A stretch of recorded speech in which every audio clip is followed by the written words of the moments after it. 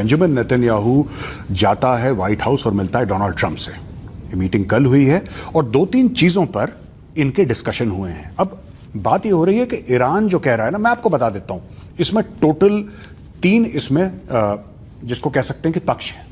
मैं इस तरीके से आपको बताता हूं कि इसमें 3 पक्ष हैं। एक ईरान का पक्ष है, एक इजराइल का पक्ष है और तीसरा पक्ष है अमेरिका का। कायदे से अमेरिका का इस पूरे मामले से कोई लेना देना नहीं है, कायदे से।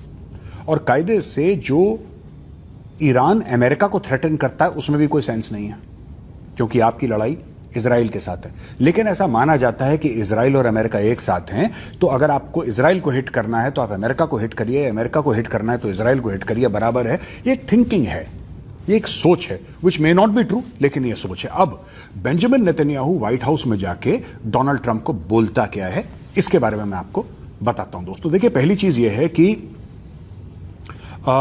इजराइल इंसिस्ट करता है कि जो भी डील होगी, अब ये डील की बात करता है ना, the art of the deal, हमारी डील हो गई है, हम डील कर देंगे, हम ऐसा, ये बेसिकली बिजनेसमैन है Donald Trump. So he does not understand geopolitics, he does not understand diplomacy so much, he understands business. और वो सोचता है कि जो बिजनेस का, जो धंधे का टेम्पलेट है वो हर जगह लगेगा। ऐसा होता नहीं है दोस्तों, ऐसा होता नहीं है। शॉर्ट टर्म प्रॉफिट देखने वाला बंदा है ये।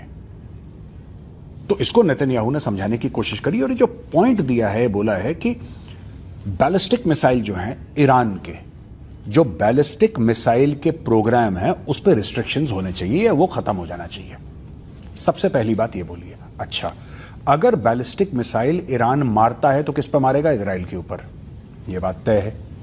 तो दे वांट एन एंड, यानी कि इजराइल चाहता है कि ईरान का बैलिस्टिक मिसाइल प्रोग्राम खत्म हो जाए।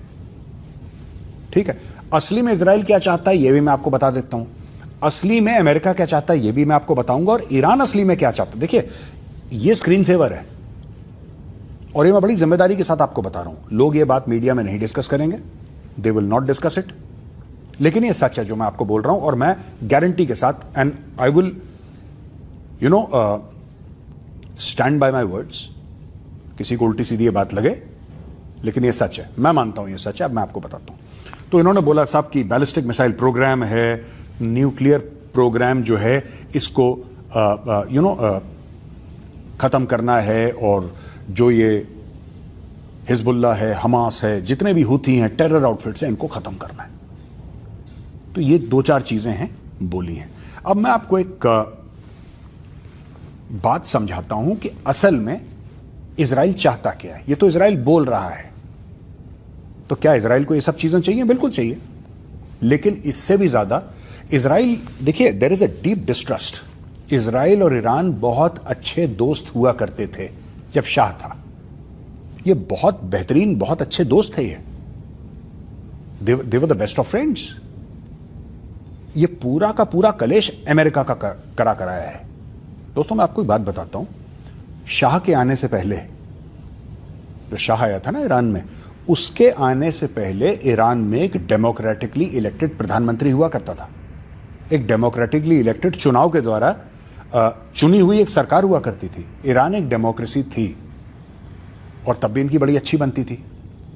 अमेरिका को पता नहीं को खुजली हुई, क्योंकि वो जो बंदा था वो अमेरिका की सुनता नहीं था, तो अमेरिका ने करवाया ईरान में रेजिम चेंज, उसकी सरकार फड़का दी और शाह को गद्दी पर बैठा दिया। तब भी शाह की जो सीक्रेट सर्विस थी और इजरायली मोसाद थी, इनकी ये हम प्याला हम निवाला, एक साथ पार्टियां करना, खाने इनकी बड़ी अच्छी दोस्ती यारी थी।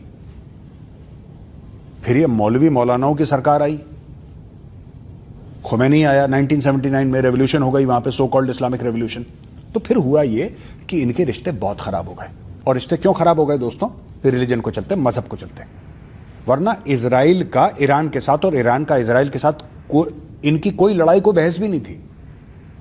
अब ये नहीं पता किसी को कि ये जब मुल्लाओं की रेजिम आई ईरान में, इन्होंने इतनी नफरत क्यों शुरू कर दी? क्योंकि इनका इजराइल से ना इनका बॉर्डर मिलता है, ना इनका कोई लेना एक ना लेना दो, इनका कोई मैटर था ही नहीं। बस death to Israel, death to America, ये सारा का सारा इन लोगों ने ड्रामा अपना शुरू करा। अब हुआ क्या, मैं आपको बताता हूं। यहां पे फिर जब न्यूक्लियर वेपन्स इन्होंने बनाना शुरू करे और धीरे धीरे बैलिस्टिक मिसाइल की ओर गए ये लोग, न्यूक्लियर एनर्जी तो पहले से थी ईरान के, ये खुमैनी के आने से बहुत पहले थी न्यूक्लियर एनर्जी ईरान में, लेकिन फिर इसको एक बैलिस्टिक मिसाइल प्रोग्राम के तहत इसको आगे ले गए। न्यूक्लियर मिसाइल के तहत पूरा प्रोग्राम चला इनका, डुअल यूज टेक्नोलॉजी का आमाद प्लान, इसके बारे में हम पहले आपको बता चुके हैं। तो दोस्तों फिर बात तो यही आती है ना कि इजराइल चाहता क्या है। ये तो मैंने इतिहास के पन्ने पलट दिए। देखिए, ये लड़ाई जो है चाहे ईरान की हो चाहे इजराइल की हो, लड़ाई वर्चस्व की है। पहले आप ये बात समझ लीजिए कि who is going to be the biggest power in the Middle East. साफ सीधी बात है, Israel is the only nuclear power in the Middle East, only nuclear power in the Middle East, Israel. And it is also the only democracy in the Middle East. ये भी बात है। It is also the most educated country in the Middle East. It is also the country with maximum research and development. It is the country with maximum number of PhDs। तो Israel का जो profile है, ये बाकी जितनी भी अरब countries हैं, इनके पास इजराइल से पैसा ज्यादा हो सकता है, लेकिन टैलेंट के मामले में, हुनर के मामले में, हर चीज टेक्नोलॉजी के मामले में इजराइल इनसे 1-2 पीढ़ियां आगे है, 1-2 पीढ़ियां आगे है। ठीक है। अब इजराइल चाहता है कि ईरान का तख्ता पलट हो जाए। साफ सीधी बात है। न्यूक्लियर वुक्लियर ये सब देखो, ये सब एक चीज है, एक जगह रख दो आप इसको, बैलिस्टिक मिसाइल्स को। इजराइल चाहता है कि खमेनेई की जो रेजिम है तख्ता पलट हो जाए और यहां पे डेमोक्रेसी आ जाए, बस। इजराइल ईरान की जमीन को हड़पना नहीं चाहता। Israel has got zero interest in the land of Iran, but Israel sees the Khamenei regime in Iran as an existential threat. क्योंकि इस रेजिम ने, और जब से खुमैनी था तब से ये लोग लगातार दर लगातार एक ही बात बोल रहे हैं कि हम सारे यहूदियों को मार देंगे, इजराइल को खत्म कर देंगे। अब जब आप ऐसे बोलेंगे तो दूसरी पार्टी भी कुछ ना कुछ तो बोलेगी। तो ये लड़ाई तब से इनकी लगी हुई है।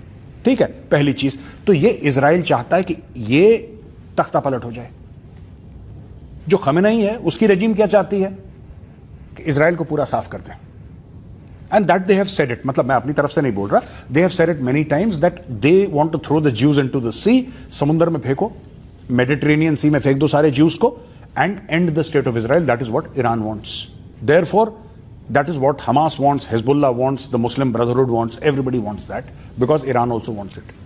ठीक है जी। अमेरिका क्या चाहता है? अमेरिका चाहता है कि जो ऑयल के मार्केट्स हैं मिडिल ईस्ट में, उनको जियोपॉलिटिकल अनसर्टेनिटी और वॉर्स उनको थपेड़े ना मारे, उनको थपेड़े ना मारे। Iran is not a threat to the United States of America. It can be a threat to a few military bases, but Iran is not a threat to mainland United States of America. वो threat है ही नहीं। वो threat क्यों नहीं है? क्योंकि Iran के पास वो capability नहीं है। यही इजराइल समझा रहा है यूएस को कि आज capability नहीं है, पर इनका intent है। They may not have the capability today, but they have the intent today. और क्योंकि इनका intent है, right, because they have that intent, they will try and develop it. आज नहीं करेंगे, कल नहीं करेंगे, परसों, 10 साल के बाद किसी ना किसी दिन इनके पास न्यूक्लियर मिसाइल होगी, और जिस दिन इनके पास न्यूक्लियर मिसाइल होगी ये दागेंगे। यही बात इजराइल समझा रहा है। तो ये सारी की सारी डील्स चल रही हैं, और आज की तारीख में लोग कह रहे हैं कि साहब पूरा का पूरा पर्शियन गल्फ को अमेरिका ने घेर रखा है, किसी भी वक्त लड़ाई शुरू हो सकती है। अब होगी नहीं होगी आई डोंट नो, लेकिन आज की तारीख में इनके पास एसेट्स हैं ईरान के इर्द गिर्द कि अगर ये ईरान पे हमला करना चाहेंगे तो हमला कर देंगे। लेकिन दोस्तों फिर 2 चीजें हैं, मैं आपको दोबारा रिपीट कर रहा हूं, और मैं कई बार बता चुका हूं, लोग पूछते हैं सवाल इसलिए बार बार बोलना पड़ता है। देखिए, या तो बूट्स ऑन द ग्राउंड करेंगे आप, यानी कि अपने फौजी, इजरायली फौजी, अमेरिकी फौजी ईरान के अंदर भेजेंगे। एक सूरत यह हो सकती है। दूसरी सूरत यह हो सकती है कि ईरान के अंदर प्रोटेस्ट इतने ज्यादा हो जाएं कि वही बन जाएं बूट्स ऑन ग्राउंड। ठीक है। अमेरिकन आएं, इजरायलीज आएं, बम मारें, सब कुछ तबाह कर दें, सब कुछ बर्बाद कर दें, राइट, और फिर मलबे के बीच में से निकले आवाम और बोले कि नहीं अब हम डेमोक्रेसी लाएंगे ईरान में। एक वो सूरत हो सकती है। तो इसके ऊपर बातचीत चल रही है।